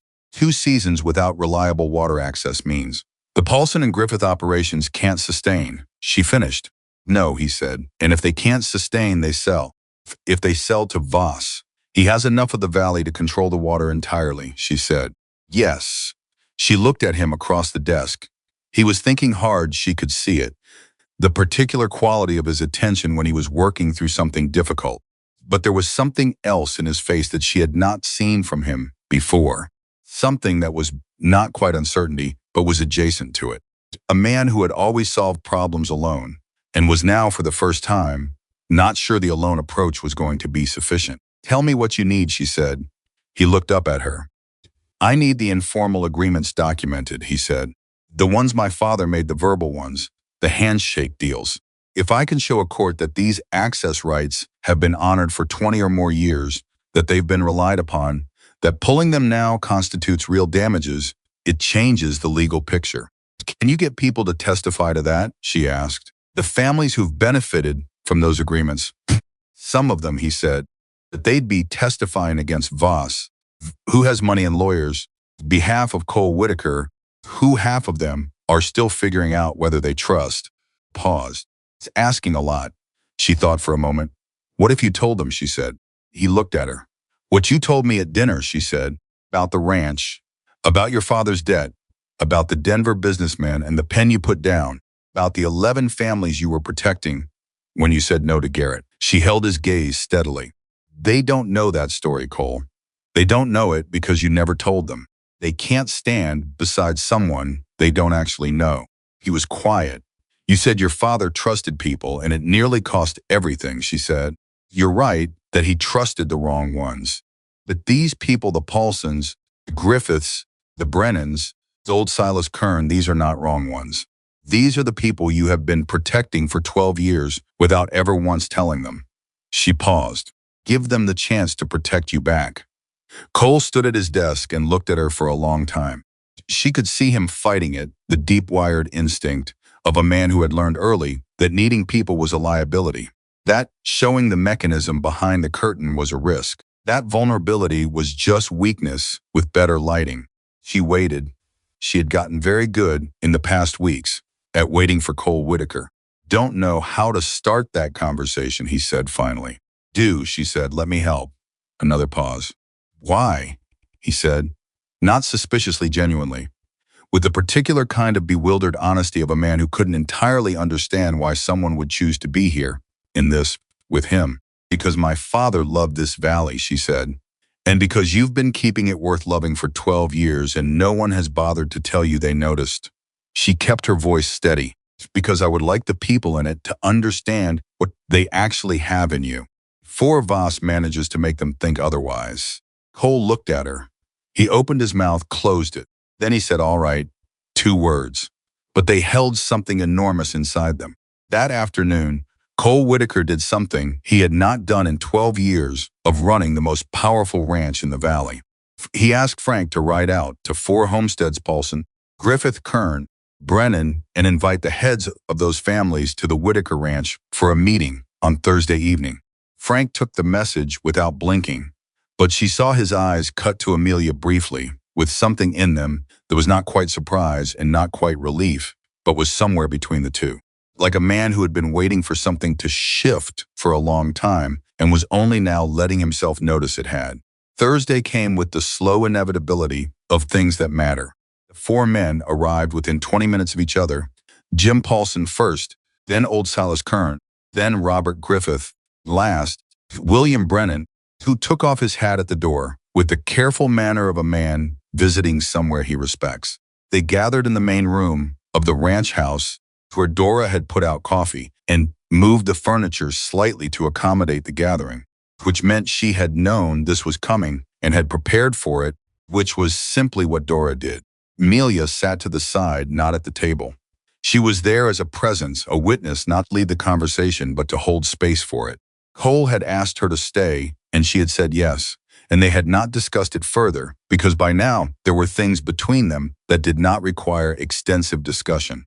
Cole stood at the head of the table, hat off, papers in front of him. He had decided to do this without documents, which she recognized as a choice, not a legal presentation, a real conversation.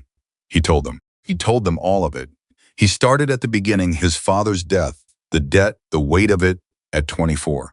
Told them about Garrett and the pen and the 2 minutes and the decision. Told them why he had made that decision and who it had been made for, and that he had never told any of them because he hadn't wanted them to feel obligated or indebted or like they owed him something.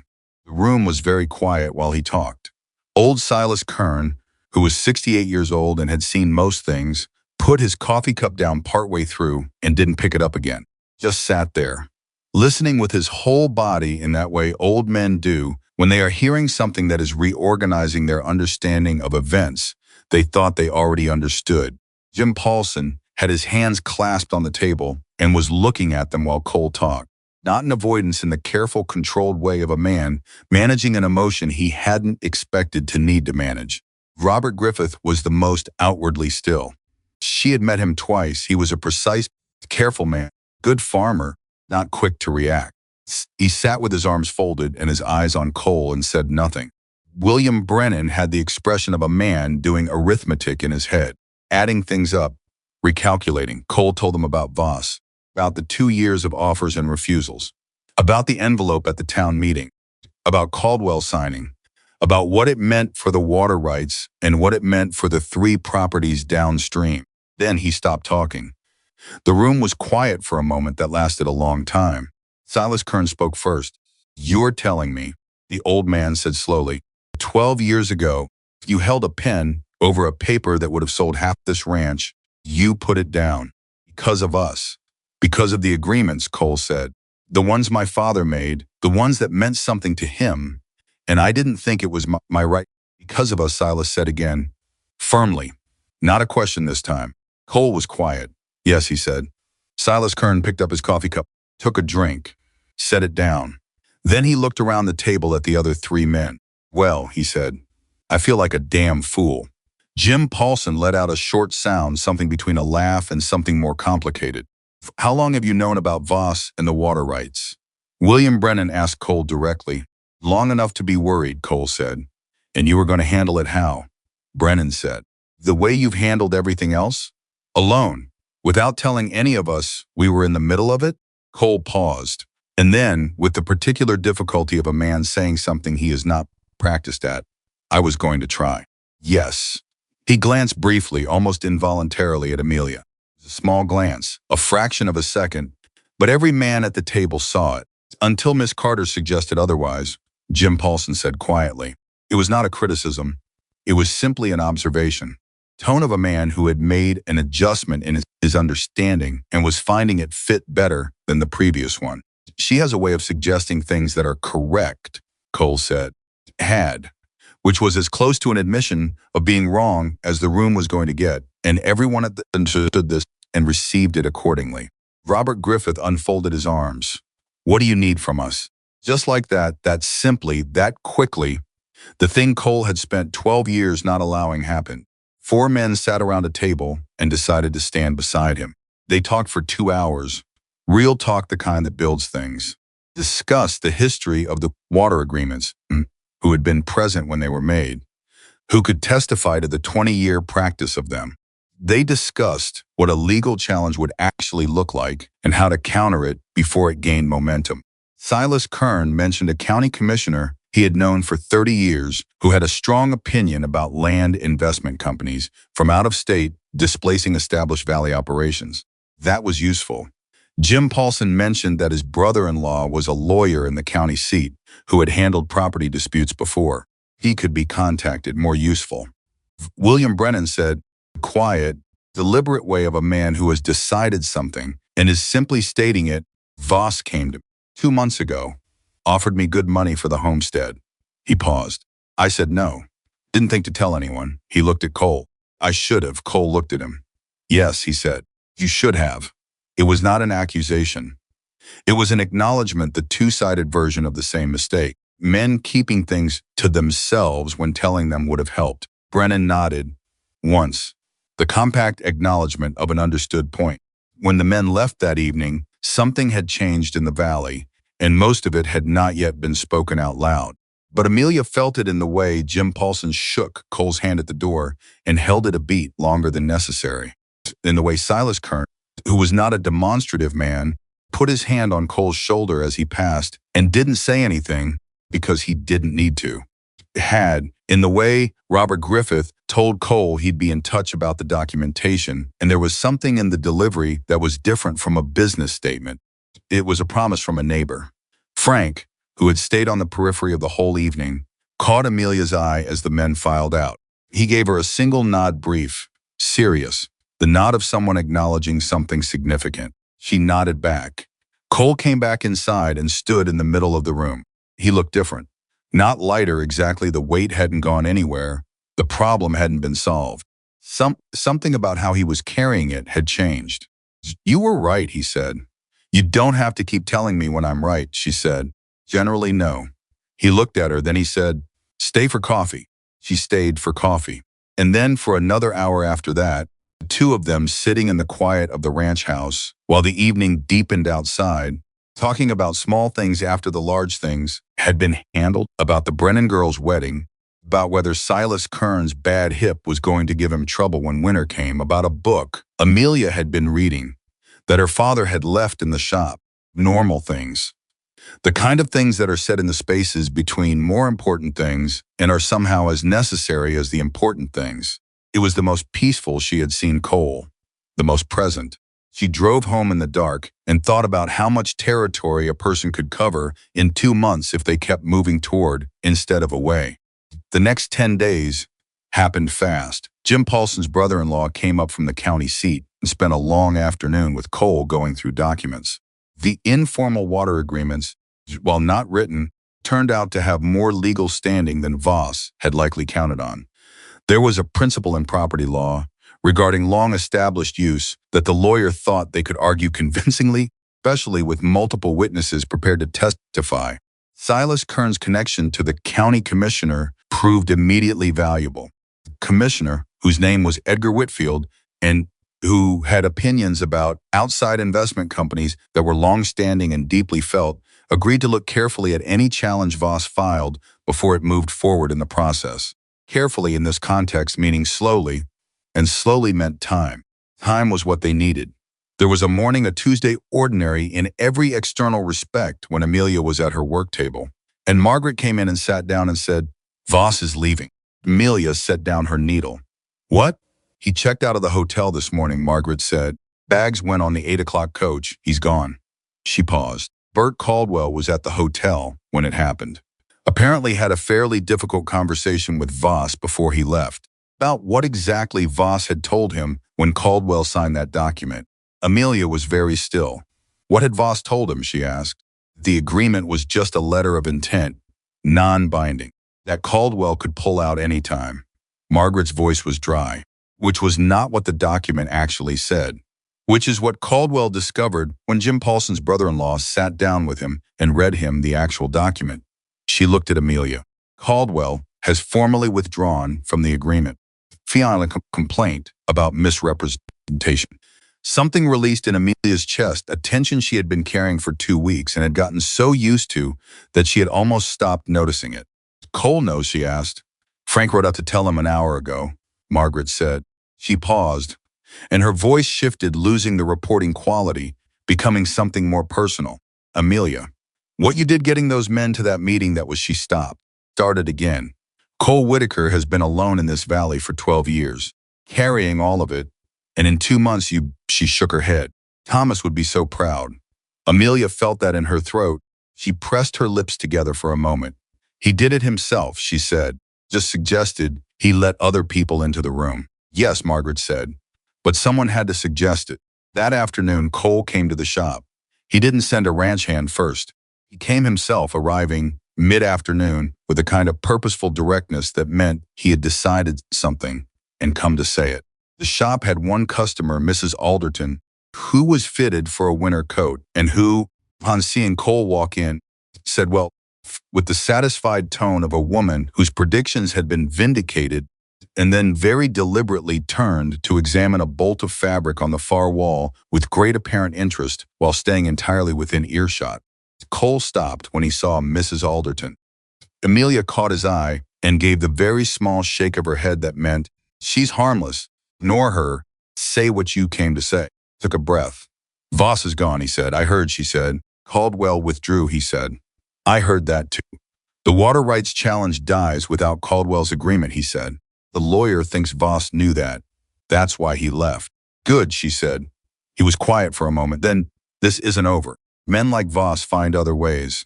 He'll be back, or someone like him will be back. Yes, she said, probably. But it's over for now, he said. Something in the way he said it, not triumphant, not relieved exactly, just quiet, told her that what he was really saying was something else, something he was building up to. She waited. Come to dinner Sunday, he said. I come to dinner every Sunday, she said. I know, he said. He stopped. Tried again. Something was different about this stop. The usual gathering of words. Something more complicated. I want you to know that the dinners aren't. He pressed his lips together. I'm not Mrs. Alderton, from across the shop, said very clearly, oh, for heaven's sake, Mr. Whitaker. Cole turned and stared at her. Mrs. Alderton turned around from the fabric bolt with the expression of a woman who has decided that if men were going to be this slow about important things, someone needed to intervene. She is not just someone you invite to dinner, Mrs. Alderton said with great dignity.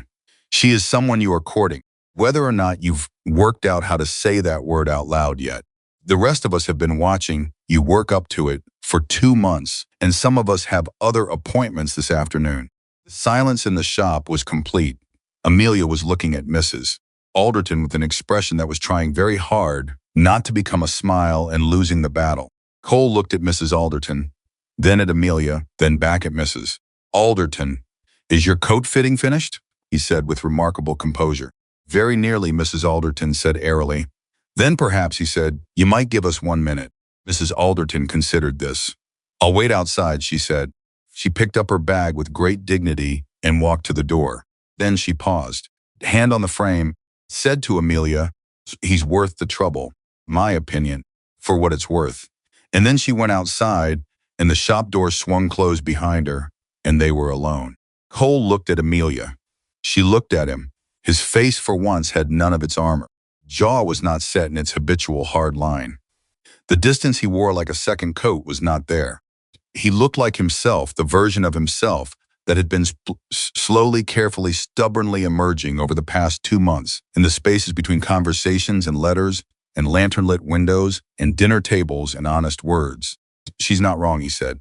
No, Amelia agreed, she isn't. I'm not practiced at this, he said. I've said that before. You have, she said. I'm saying it again, he said, because I want to be clear that whatever I do wrong in the next few months, however many times I handle something badly or close myself off when I shouldn't or forget to say the thing I'm actually thinking, it's not because I'm not trying. She felt something move through her, warm and real and unhurried. I know, she said. I've been alone for a long time, he said. I know that too, she said. It's going to take some adjustment, he said. Cole, she said gently. Yes, I know, she said. I'm not in a hurry. He looked at her. That recalibrating look. Different now, not the look of a man recalibrating because she had surprised him. The look of a man recalibrating because something he had believed for a very long time. Something about whether he was worth the patience, the effort. See, the time was being quietly, persistently, cheerfully dismantled by the woman standing 6 feet away from him. Sunday, he said. Sunday, she said. He put on his hat. He opened the door. He held it for Mrs. Alderton, who was waiting exactly where she'd said she would be, who swept back inside with the satisfaction of a woman whose work was done. Cole Whitaker walked back out onto Main Street, and Amelia Carter watched him go, thought about her father's letter, thought about the softness underneath, thought about how the hardest things and the truest things were almost always the same things. She was still standing there when Mrs. Alderton said, from behind her, so, coat. Amelia turned around. The coat, she agreed, went back to work. The weeks that followed were not simple. Nothing real ever is. Cole and Amelia navigated the particular complexity of two private people discovering the specific ways in which they were private and the specific ways those privacies would either need to adjust or be honored. They discovered the things that came easily, the directness, the comfort with silence, the shared instinct toward work over performance, the particular humor they had, which emerged in small, dry moments and surprised them both into genuine laughter. And they discovered the things that didn't come easily. Cole went quiet, sometimes not toward her, but within himself, in the way of a man who had spent 12 years solving everything internally and hadn't yet rewired the reflex. She learned to recognize those moments and give them room rather than pressing into them. He learned slowly, imperfectly, with genuine effort to open the door when he saw her recognizing it. To say, I'm working through something. To say, give me an hour. To say, I was wrong about how I handled that. She disagreed with him. More than once, more than twice, about things that mattered. She told him when she thought a decision was the wrong one. She pushed back against his instinct to act first and consult no one, which they had several genuine arguments about. And the arguments were not comfortable, but they were real. And they were the arguments of two people who each other seriously enough to be honest rather than careful. Disagreed with her too. Once, and it mattered, about a business decision. She was planning a significant expansion of the shop, new inventory, a hired assistant that she had been working toward for weeks. Thought the timing was wrong. Said so, said why. She listened, pushed back, went around on it for 3 days. In the end, she made some adjustments to the plan that incorporated 2 of his concerns and held firm on the rest. He said slightly stiffly but completely genuinely that the revised plan made sense. She said equally genuinely that his concerns had been worth hearing. It was a small thing, but it was the shape of what they were building. Specific kind of respect that includes telling the truth even when the truth is inconvenient. Margaret Holt watched all of this with the focused attention of someone who had appointed herself the informal observer of the most interesting situation Red Hollow had produced in years. She said very little about it, which from Margaret was the highest form of approval. Ruth, the school teacher, said to Amelia one afternoon, over tea in the shop, "You seem different." "Different how?" Amelia asked. "Like you've put something down that you were carrying," Ruth said.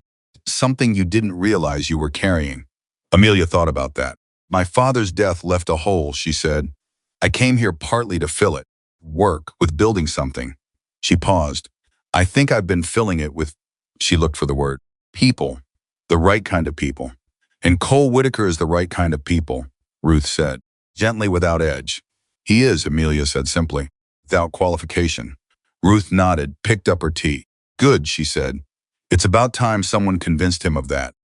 One Sunday in October, as the valley moved toward autumn and the light turned the particular gold of late season, Cole brought Amelia to the top of the hill that overlooked the ranch. They stood there not because it was dramatic, not because it was a romantic gesture, but because he had said he wanted to show her something, and this was what he wanted her to see. All of it.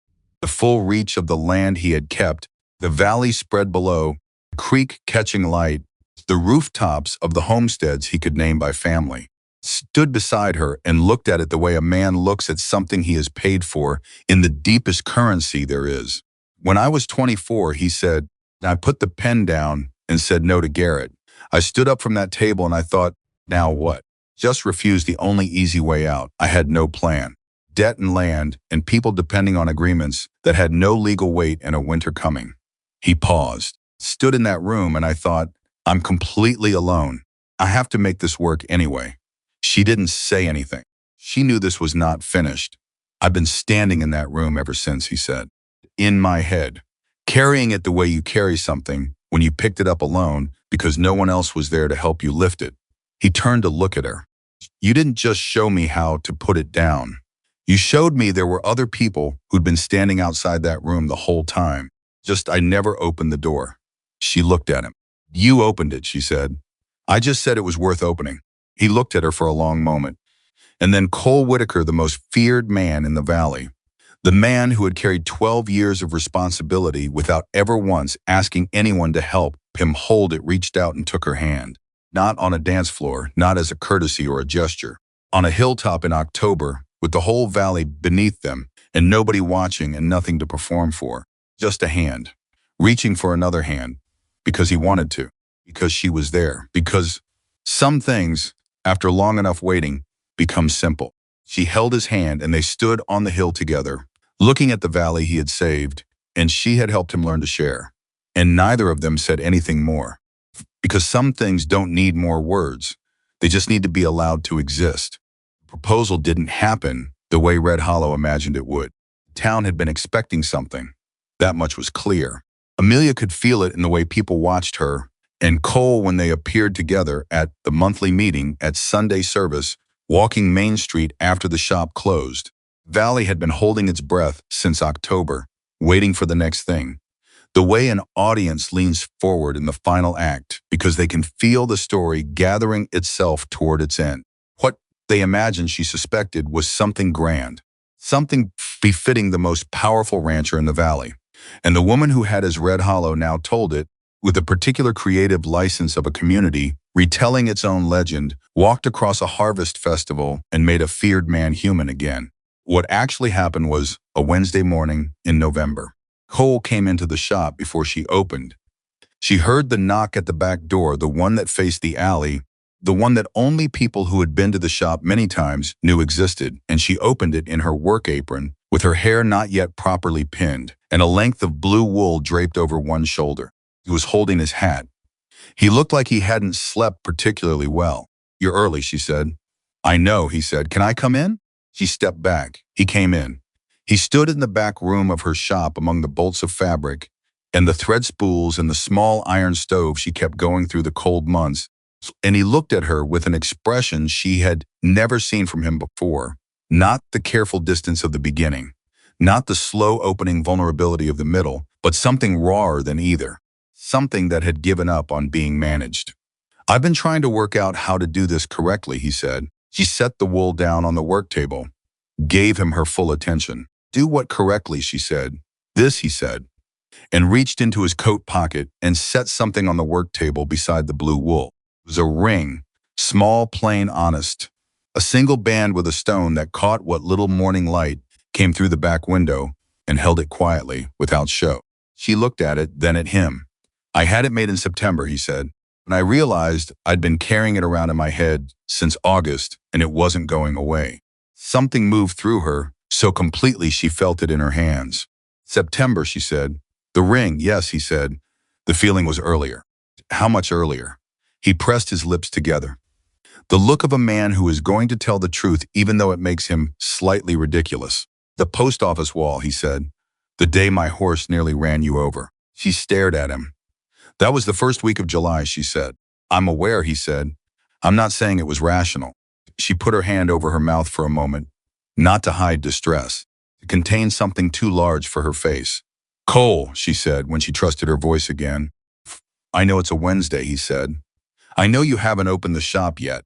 I know this is not, he gestured slightly at the back room.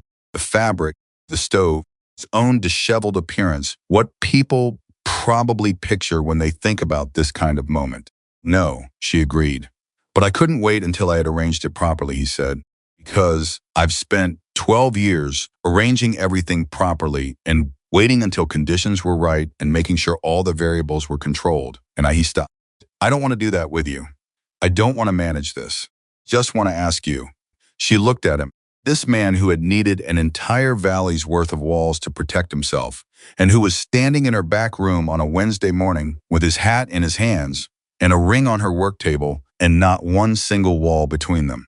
Then ask me, she said. He held her gaze. Amelia Carter, he said, will you marry me? Not a performance, not a speech. 5 words said plainly by a man who meant them down to the bone. She thought about the first letter, the careful, angular handwriting, the second apology offered in writing in case the first hadn't been sufficient. She thought about the dance and the whole room going still, and the 5 words she had said then that nobody in Red Hollow had ever forgotten. She thought about dinner tables and hilltops and honest arguments and his laugh real and unguarded and rare, and her father's letter about looking for the softness underneath. Yes, she said. He closed his eyes for exactly 1 second. The relief of a man who had expected to be brave enough to ask and had not been entirely certain he would survive the answer. Then he opened them, picked up the ring, put it on her hand. She looked at it, sitting there plain and honest and exactly right, and thought that it looked the way everything between them had looked. Not ornate, not performed, just true. He kissed her. Once. Careful and real the way Cole did everything. She put her hand against his face. You should have just asked me in September, she said.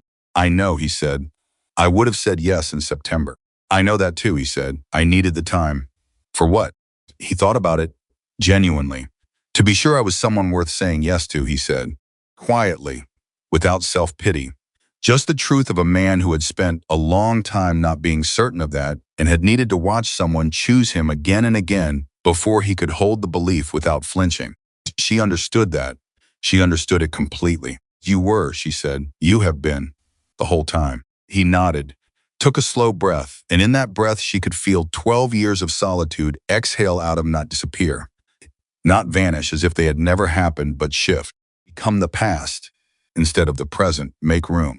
They told people the way they did everything else without fanfare. But honestly, Cole told Frank first, who received the news with the contained but genuine satisfaction of a man who had been waiting for it. Amelia told Margaret, who cried, which surprised them both, and which Margaret denied immediately and then admitted partially, and then accepted fully with the dignity of a woman who had earned the right to feel whatever she was feeling. Ruth, the school teacher, said, good, and meant an entire world of things by it. Silas Kern told, was quiet for a moment, then said, Father would have liked that young woman very much, Cole. Cole said, I know. And that was all that needed to be said between them on the subject. The wedding was in the spring. The entire valley came. Every family Cole had ever quietly protected, every neighbor who had spent years afraid to know him, every person who had stood outside the Harvest Festival Hall the night of the first dance and debated what would happen if she said yes, came not to see power on display. They came because something had happened in Red Hollow over the past year that was worth witnessing, something that had changed the texture of the valley itself. The way people spoke to each other, the way disputes got handled, the way the Whitaker name had shifted slowly and without announcement from feared to trusted, not because Cole had softened, but because the town had finally seen him clearly, because Amelia Carter had showed them how to look. The wedding, standing in the same hall where the Harvest Festival had transformed everything 9 months before, Margaret Holt leaned over to Helen and said, very quietly, she came here to build something of her own. She did. She just didn't know what it was going to be. Helen nodded. A life, she said. She built a life. 2 lives, Margaret said. She built 2. Cole and Amelia stood together in front of the people they had, over the course of 1 extraordinary year, learned to call their community, said the words that made everything they had been building official, permanent, witnessed. Afterward, when the celebration filled the hall with music and laughter and the warm press of a valley, celebrating something real, Jim Paulson found his way to Cole and said simply, glad you put the pen down. Cole looked at him. 12 years ago, Paulson said, Garrett and the paper. I'm glad you said no. I want you to know I know what it cost and I know what it kept, and I'm glad. Cole shook his hand, held it a beat longer than necessary. So am I, he said.